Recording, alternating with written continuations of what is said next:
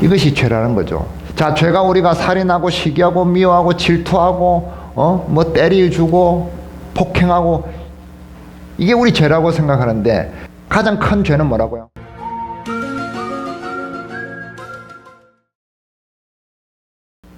자, 이렇게 탐복에 만드는 대상을 만들어 주셨는데 왜 하나님은 이 명령을 주시고 이 하와를 주셨을까요? 그걸 또 우리가 생각을 해보잖아요. 이 순서가 있잖아요. 하나님께서 부여하신 순서는 그 의미가 있는 겁니다. 자, 네가 생명으로 태어났잖아. 네가 하나님의 명령을 받았잖아. 그 명령을 지켜야 되는 명분을 주는 거예요. 왜 네가 하나님의 명령을 지키면서 살아야 되는지 그것을 눈으로 실물로 하나님께서 제시해 주시는 거예요. 네가 이 아내와 네가 네 살 중에 살이요 뼈 중에 뼈라고 하는 아내와 행복하게 영원히 살기 위해서는 내가 준 그 명령을 지키면서 살아야 되는 거야. 그 명령을 지켜야 되는 이유, 그것은 무엇이냐면 네가 가정을 이루어서 영원히 행복하게 축복받을 수 있는 방법이기 때문에 그래 라고 실물로 딱 주신 거죠. 그래서 아담은 그렇구나, 내가 하나님 명령을 지킴으로 내가 이러한 행복을 영원히 내가 누릴 수 있겠구나 라고 마음을 먹어야 되는데, 이 사단에게 가스라이팅을 당해가지고 잘못되어 버립니다. 다 같이 읽습니다. 너희가 그것을 먹는 날에는 너희 눈이 밝아져 하나님과 같이 되어 선악을 알 줄 하나님이 아심이니라. 자, 이 사단이 하와에게 나타나서 가스라이팅을 합니다. 뭐라고 하냐면, 야, 네가 왜 명령을 지켜? 네가 주인이면 되지. 네가 하나님이 되면 되지. 왜 네가 명령을 지키고 그렇게 굽신거리면서 살아야 돼? 라고 가스라이팅을 하는 거예요. 네가 하나님과 같이 될 줄을 아심이라. 야, 네가 주인이 돼. 이 우주 만물의 이 동산의 에덴 동산의 주인은 하나님이라고 하지. 네가 주인하면 되잖아. 네가 다 경작하고 가꾸고 네가 다 하는데 주도적인 삶을 살아. 네 스스로 결정하고 네 스스로 모든 것을 왕이 되고 주인이 되는 그런 삶을 살면 되지. 왜 하나님한테 매여가지고 쩔쩔매면서 살아? 라고 가스라이팅을 하는 거야. 아담은 그것을 선택합니다. 그렇지, 내가 주인이 되면 되지. 내가 주도적으로 살면 되지. 나도 능력이 있는데 먹고 사는데 지장 없잖아. 하나님 괜히 나를 올가매려고 그런 것 같아 라는 생각이 확 들어오죠. 그래서 스스로 그 명령을 거부합니다. 그 명령을 저항하고 거역하는 선택을 합니다. 인간의 가장 기본적이고 가장 큰 죄입니다. 죄. 자, 이게 죄예요. 죄. 자, 하나님이 주인이고 하나님 모든 것을 다 만들어 놨잖아요. 나는 그 중에 지음을 받았고 관리자로 부름을 받았어요. 관리자로 부름을 받아서 그 가운데 영원히 축복을 누리면서 사는 존재로 부름을 받았는데 그것을 거역을 한 겁니다. 그래서 유한성의 죽음에 갇힌 거예요. 아까 2장 와요. 선악을 알게 하는 나무의 열매는 먹지 말라. 내가 먹는 날에는 반드시 죽으리라 하시니라. 죽음이 찾아온 거예요. 생명은 영원히 사는 영이라고 했잖아요. 이 생명에서 망령으로 바뀌는 거예요. 영원히 망하는, 영원히 죽는 영으로 바뀌는 거예요. 망령으로 바뀌는 겁니다. 그래서 우리가 나이가 들면 망령 들었다는 거예요. 영원히 죽는 거예요. 영원히 죽을 때가 되었다 이 말이에요. 영원한 죽음. 이 육체의 유한성에 딱 갇혀버리는 거예요. 이것을 인간이 택하게 되는 겁니다. 이것이 죄라는 거죠. 자, 죄가 우리가 살인하고 시기하고 미워하고 질투하고 뭐 때려주고 폭행하고, 이게 우리 죄라고 생각하는데 그거는 우리가 하나님을 주인으로 삼지 않고 하나님을 거역함으로써 파생되는 짜지구리한 죄들이에요. 가장 큰 죄는 뭐라고요? 하나님이 주인인데 하나님 주인을 내가 거역해버리고 내가 주인이 되는, 그것이 가장 큰 죄예요. 그 죄의 바탕 위에서, 그 근본적인 죄 위에서 사람이 나쁜 짓을 하는 거예요. 폭언을 하고 미워하고 시기하고 질투하고 빼앗고 교만하고 그런 죄들이 다 나오는 거예요. 하나님을 주인으로 삼아봐요. 그런 죄가 안 나옵니다. 그래서 근본적인 원인을 고쳐야지 되는 것이지, 그런 자범죄들, 소소한 죄들을 막 내가 잘못했어, 후회하고 그러지 말아야지, 생각을 바꿔야지, 그런다고 해서 되는 게 아니에요. 사람들이 거꾸로 하고 있는 거예요. 하나님이 주인됨을 내가 다시 그 자리로 돌아갈 때 이 죄에서 내가 회복되는 겁니다. 인간은, 아담은 그것을 거역을 했습니다. 스스로 그래서 유한성에 갇혀버리고 이 육체로 죽어버리는 풀과 같고 꽃과 같은 그것을 선택을 하게 된 겁니다. 자, 같이 읽습니다. 내가 오늘 내 행복을 위하여 내게 명하는 여호와의 명령과 규례를 지킬 것이 아니냐. 하나님은 무궁무진하게 이런 말씀을 많이 전해서, 네가 복 받을래? 그러면은 내 명령을 지켜. 네가 잘 살래? 내 명령을 지켜. 네가 행복할래? 내 명령을 지켜. 그것만 해. 나무 지키라는 거, 나무 한 그루 지키라는 거, 그것을 못했단 말이에요. 우리가 행복을 지키는 방법은 하나님의 명령을 따르는 겁니다. 하나님의 명령을 거부하는 것은 내가 주인이 되고자 하는 거죠. 내가 주인이 되려면 주인이 어떻게 두 명이 있을 수 있어요. 그렇기 때문에 분리가 되는 거예요. 하나님으로부터 분리를 초래해야 합니다. 이것이, 이 선악과를 따먹었던 것이 분리를 초래하게 된 거예요. 첫 번째는 누구와 분리된다? 3장 7절 봅니다. 이에 그들의 눈이 밝아져 자기들이 벗은 줄을 알고 무화과 나무 잎을 엮어 치마로 삼았더라. 자, 이 부부가 벌거벗어서도 서로 부끄러운 줄 몰라고 했는데 이 선악과를 탁 따먹으니까 부끄러움이 확 들어왔어요. 수치심을 느꼈어요. 서로 전적인 사랑이 깨어져 버린 거예요. 분리가 되어 버린 겁니다. 부부가 깨어진 거예요. 분리되는 거예요. 왜 그렇겠어요? 자, 아담이 하나님 주인인데 나가 주인 할래 라고 치받았죠. 그죠? 그러니까 와이프도 남편 말 안 들어. 이제 남편 말 안 듣고 내가 주인 할래, 내가 치받죠. 그러니까 아내랑 분리가 되는 거예요. 자, 나중에 자식도 어떻게 해요? 자식도 내가 부모님 말씀 들어야 돼요. 내가 내 삶 내대로 내 마음대로 살아야지. 치받는 거예요. 그러면 자식과도 분리가 되는 거예요. 그래서 사람들이 계속 분리가 일어나잖아요. 지금은 세월이 흘러서 지금 우리 사회는 분리가 최악으로 만연화된 사회잖아요. 혼자 사는 세대가 우리나라 인구의 35%를 넘어가고 있다고 그랬잖아요. 1인 세대가. 결혼도 안 하잖아요. 혼자 사는 게 좋으니까. 고립을 추구해요.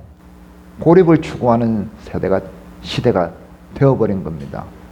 자, 하나님으로부터 내가 분리되면은 첫 번째, 그 결과로 내가 아내와 분리돼 버렸다. 서로 원망을 해요. 나중에 보면은 아내 때문에 그랬어요? 남편 때문에 그랬어요? 그러면서 분리돼 버려요. 부부가 깨어져 버렸어요.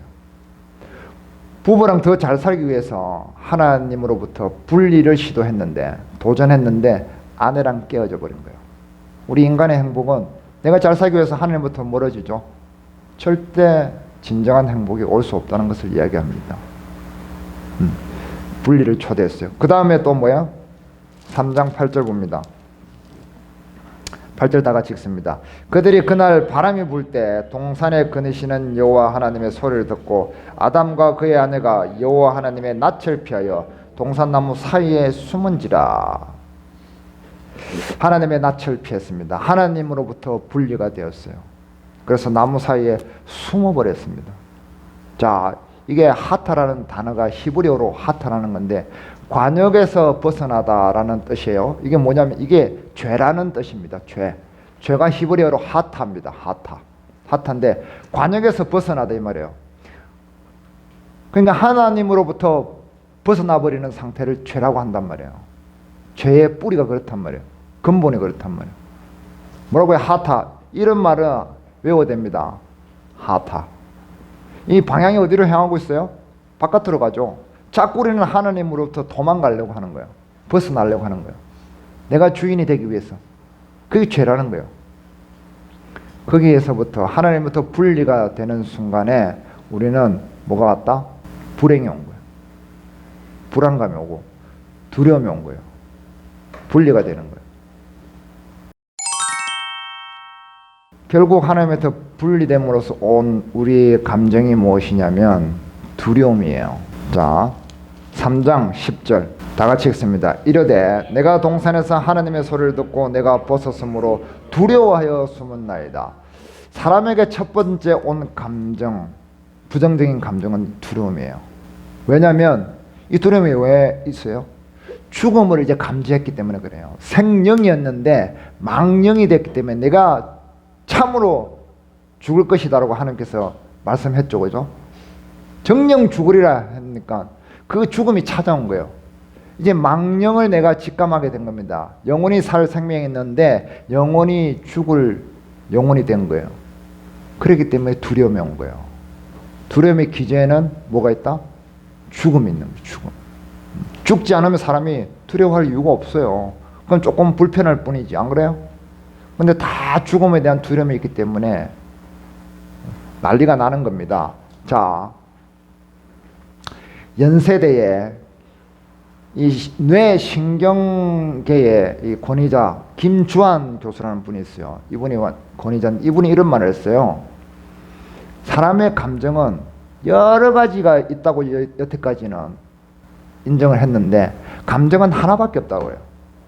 감정은 단 한 가지다. 그것은 두려움이다. 라고 이분이 이야기를 하고 주장을 합니다. 자, 여기 보면은 이 큰 부분이 전전두피질이라고 합니다. 제가 뇌 공부까지 합니다.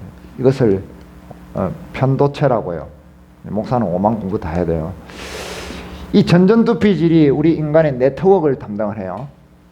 그래서 긍정적인 네트워크, 신호를 주고받고 어떤 계획을 세우고 일을 하고 실천하고 내가 용기를 내고 끈기 있게 하고 뭐 이런 우리 눈앞 여기 있죠. 여기. 네.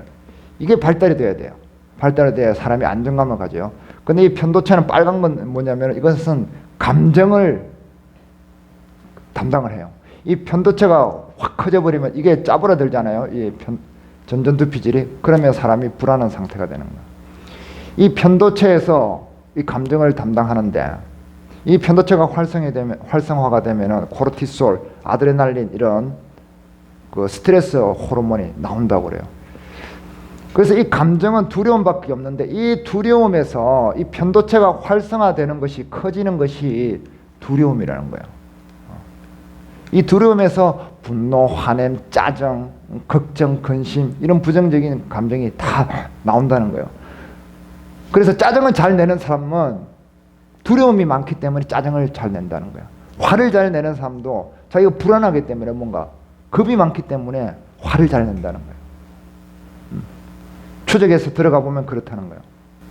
그래서 이 참 성경에서 창세기에서 아담이 두려워하여 내가 숨었나이다 라는 것을 너무나 잘 설명하는 것 같아요. 제가 이 강의를 들으면서 야, 어떻게 이렇게 창세기 이야기를 하고 있냐. 이 두려움이 오면은 사람이 네트워크가 이 전전두피질이 제 기능을 못하기 때문에 네트워크가 망가진대요. 그래서 손에 땀이 나고 불안하고 공황장애가 오고 막 우울증이 오고 그런다는 거예요. 그런데 이 편도체를 안정화시키고 이 전전두피질 MPFC라고 하는데 이것을 전전두피질을 활성화시키려면은 어떻게 해야 되느냐면은 외부로부터 어떤 요소를 넣어줘야 된대요. 스스로는 해결이 안 된대, 이 뇌에서. 스스로 이게 막 생각을 바꾼다고 해서 되는 게 아니래요. 이것을 안정화시키기 위해서는 여기에 어떤 긍정적인 요소를 주입을 해줘야 된답니다. 그 주입을 해주는 것이 무엇이냐면, 그 요소들이 무엇이냐면, 용서, 사랑, 존중, 배려, 만족, 이런 것들이에요. 이런 것들을 내가 생각만 하는 것이 아니라 실제적으로 삶 속에서 체험하고 내가 행동으로 그런 것들을 추구해야 된다는 거예요. 뇌는 절대 생각만 한다고 해서 바뀌지 않는다는 거예요. 행동으로 해야만 뇌가 인지를 하고 바꾸어진다는 거예요. 하나님은 우리에게 하나님의 명령을 순종하면은 우리에게 참 행복을 주고 두려움이 없는, 죽음이 없는 상태를 주고 싶어 하셨습니다. 그렇게 우리 인간을 지으신 거예요. 근데 우리 인간이 그것을 거부를 하고 내가 주인 되려고 선택을 한 겁니다. 그래서 두려움이 왔고 우리는 죽음에 갇히게 되었습니다. 그래서 하나님께서 우리를 거기에서 구출하시기 위해서 어떻게 해요? 이제 새 계명을 주신 거예요. 예수님을 그래서 보내신 거예요. 우리 이 죽음에서 다시 우리를 구출하기 위해서 예수님을 보내셨단 말이에요. 자, 다 같이 읽어봅니다. 예수님께서 하신 말씀입니다. 도둑이 오는 것은 도둑질하고 죽이고 멸망시키려는 것뿐이요 내가 온 것은 양으로 생명을 얻게 하고 더 풍성히 얻게 하려며. 내가 온 것은 뭐라고요? 생명을 얻게 하려. 이게 무슨 생명이에요? 영원한 생명인 거예요. 그래서 예수님을 다시 보내주시면서 우리에게 another chance, 다른 기회를 주신 거예요. 이것은 라스트 찬스입니다. 마지막 기회예요. 성경에 더 이상의 기회는 없습니다. 예수님께서 오셔서 우리에게 뭘 주셔요? 새 계명을 주시는 거예요. 새 계명이 뭐죠? 내가 너희에게 새 계명을 주노니, 다 같이 읽습니다. 새 계명을 너희에게 주노니 서로 사랑하라. 내가 너희를 사랑한 것 같이 너희도 서로 사랑하라. 너희가 서로 사랑하면 이로써 모든 사람이 너희가 내 제자인 줄 알리라. 자, 내 제자인 줄 알리라. 사랑하라는 것이 새 계명입니다. 이 계명을 지키려면은 예수님을 스승으로 인정해야 돼. 예수님을 주인으로 인정하는 것이 먼저 필요한 거예요. 아담이 하나님을 주인으로 먼저 인정했을 때 그 명령을 지켰을 것입니다. 그죠? 그런데 자기가 주인 되려고 했기 때문에 그 명령을 거부를 했죠. 자, 우리는 이제 예수님을 내 스승으로 주인 삼아야 됩니다. 주인 삼으면 그의 분의 명령, 서로 사랑하라는 그 명령을 내가 지킬 수 있습니다.